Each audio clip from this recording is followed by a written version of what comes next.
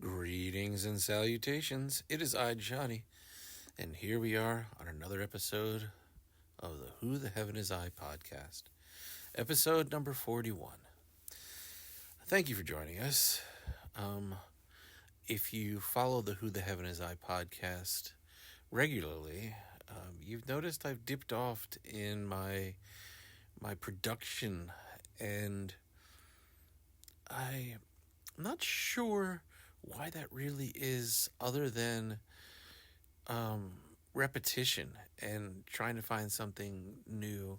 I had a good system in the beginning where I was just kind of waking up and just recording, but then it seemed almost like too military, too confined, and so I would do different things. But how do people continue something creative in a challenging environment and try to keep it fresh when you're constantly putting stuff out? Is that maybe why people only put out one podcast a week? But that seems like too little, right? And right now this conversation seems like something I'm just having with myself, and really, well, ultimately, it is good just to get things out of my head. I want to put some value in there for you. So, hey, why are you listening today? Why did you click on play? You can pause it for a second, think about it. I mean, was it something that, you saw this title scrolling through and a funny picture of a little dude with a microphone? Or are you someone that knows îJohnnî and wanted to find out what's going on inside this guy's head? Or are you someone that just randomly fell into this thing and go, I'm just going to give it a chance? I thought of a way to spice them up, and it's actually the original philosophy behind the My Friends and I show podcast that I'm working on. And when I say working on, I've got like 17 episodes, interviews recorded with friends. But the idea was doing a raw, refined, and remixed. And basically, this podcast has been just the raw. Like, I just wake up, boom, and I do my podcast. But let's get to some good stuff today. So, things that are going on in the universe that we're just going to talk about and that I've been focused on and discovering. Well, technology is always at the core of what I do. I mean, think about it. This podcast would not be possible without the iPad that I'm recording on, the Wi-Fi, the service from Spotify. So, technology can be a tool to be very helpful. But what if? And the technology has all of a sudden disappeared in 10 years, because that's what's happening. So right now, the Worldwide Developer Conference is going on out in the greater California area of San Jose, Cupertino. It's Apple's developer conference.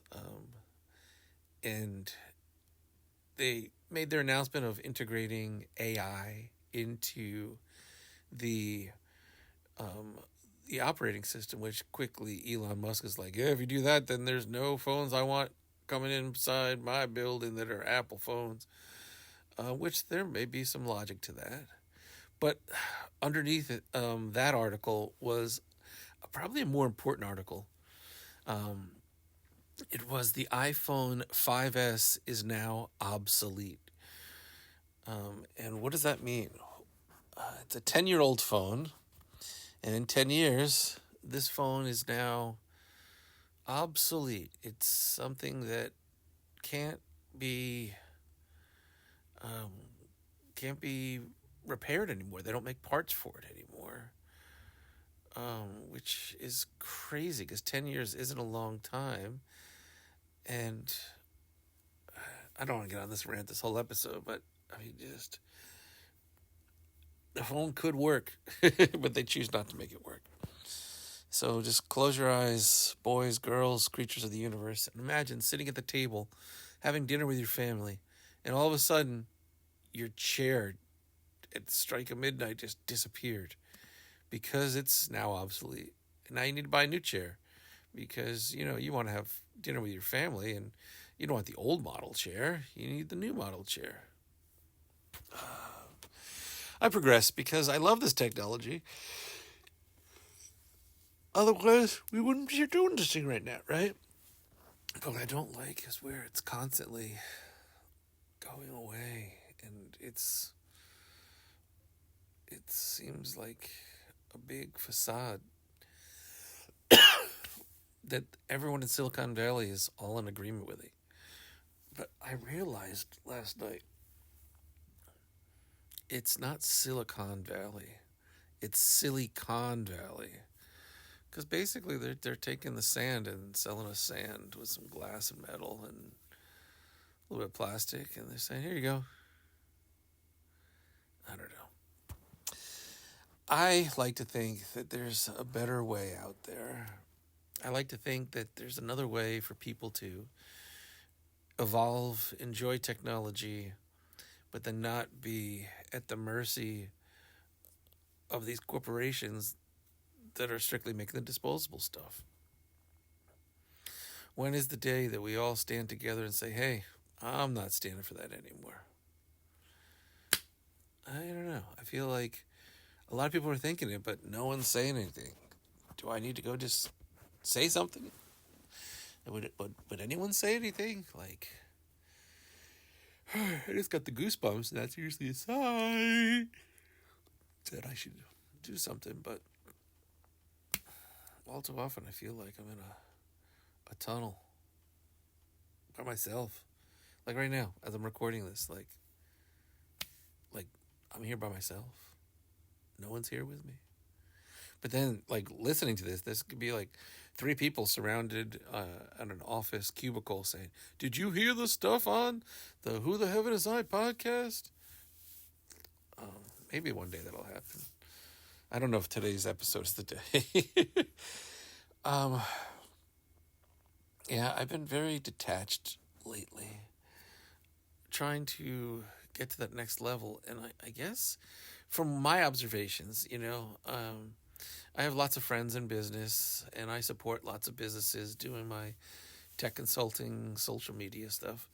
And then I have my own, quote unquote side hustles on top of that business. And the side hustles really are what I want to be focusing on.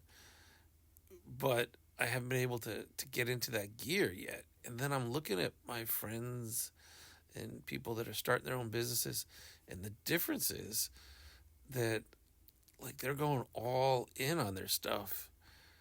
And me, I guess I'm just kind of using this technology consulting business as a crutch to really go all in on the stuff that I feel that is actually not only more lucrative, but more fun and more rewarding for the universe. But I guess the only thing I can think of is I need a cheerleader.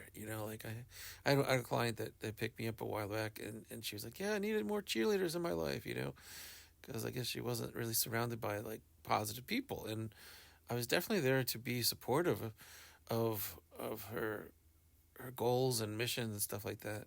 Now, the challenge of technology is sometimes things don't work right, and then people don't understand things, and then you're trying to explain things, and then when things aren't working, people get frustrated, and then because you're the teacher, they get frustrated at you. And that's not a good feeling, because my goal is to help people, and I see firsthand that this technology is sometimes making it difficult for good people to learn, and that's just not right.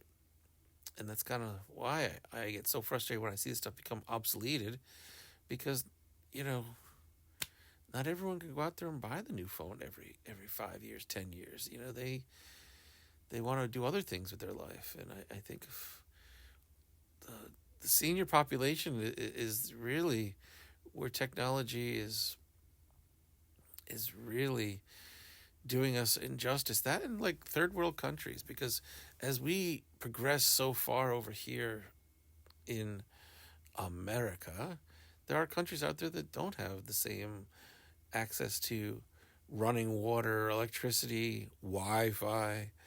And so what ends up happening is that they're becoming obsoleted, because straight up, like, if everything is being designed where you have to have a phone or an email or to communicate.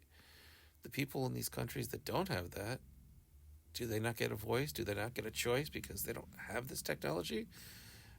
And it's almost like the monkeys playing with the fire figured out how to put the fire in the palm of their hand and box it up and take it on the road and stuff like that.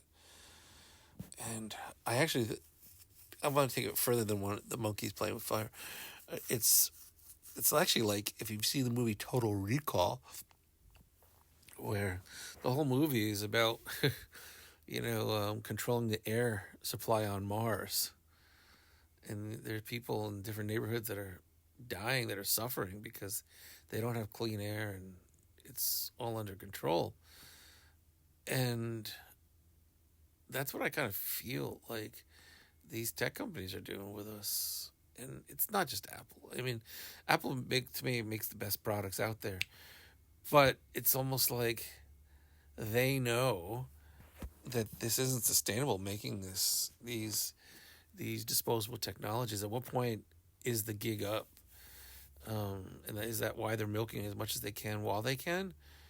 Because straight up, like, have you walked outside and just sat under a tree? It's so nice and peaceful, especially when it's like the right temperature outside and there's shade, but then there's the sun peeking through, and then you got little critters running around, and everyone's happy and everyone's at peace.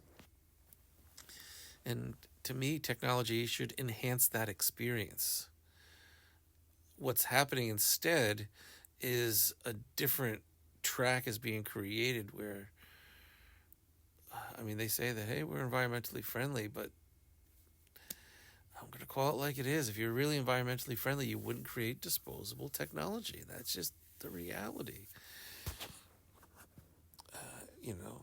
And I know there's lots of episodes I talk about this on, but this is kind of really something that sticks with me, that until something changes, there'll probably be more episodes like this.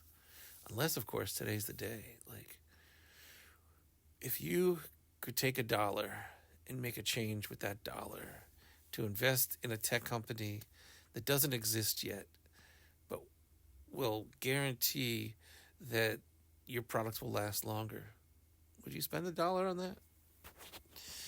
I mean, people spend money all the time on different things, pack of gum, cup of coffee, and it's here and gone. I just feel that if we all rallied together, then it would be harder for these tech companies to say, oh, but this is the way it is. Because we all know it doesn't have to be that way. It's like you don't all of a sudden in the middle of the night wake up with like animals coming to your house because the front door expired and became obsolete. And that's kind of what's happening. The front door is expiring. Then the security's getting so crazy that if you don't have your password lists, it's really, really challenging. And I don't have a solution around that one besides, obviously the biometric stuff with retina scans and fingerprints.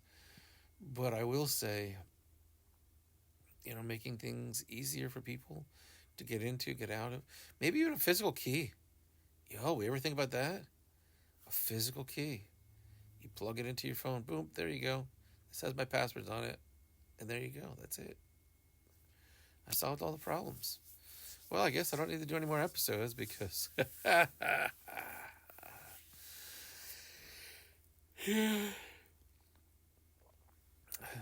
I think maybe I retire this podcast for a little bit. I guess it was good getting me out of the front gates, but I think the episode people really want to see are here are the My Friends and I stuff, because there's more engagement. And I think until I do more fun stuff in my life, this one doesn't have the same value. Unless, of course, I'm dream journaling, which I'm not. And that could be a whole fun little adventure. But I mean, like I said, I started this podcast a long time ago just to kind of do my vocal audio journaling, which I'm doing it. That's good. But in the same token, I want to give people value. So how can I give you value in your life? That's the question of the day. How can I give you value in your life? And then the poll question of the day is, do you feel that you give the universe value with your existence? And I know these are really loaded questions, but in the same token, let's have some fun with it. You could always call the cool line. It's 650-383-7469 to expand on your vision and horizons. But more importantly, this podcast is, I guess, disposable. It's going to expire when this thing's over, so interact to keep it going. And if it doesn't interact, then, well, you can tune in tomorrow for another podcast. How's that going? This has been îJohnnî of the Wizardcast on the Who the Heaven Is I podcast.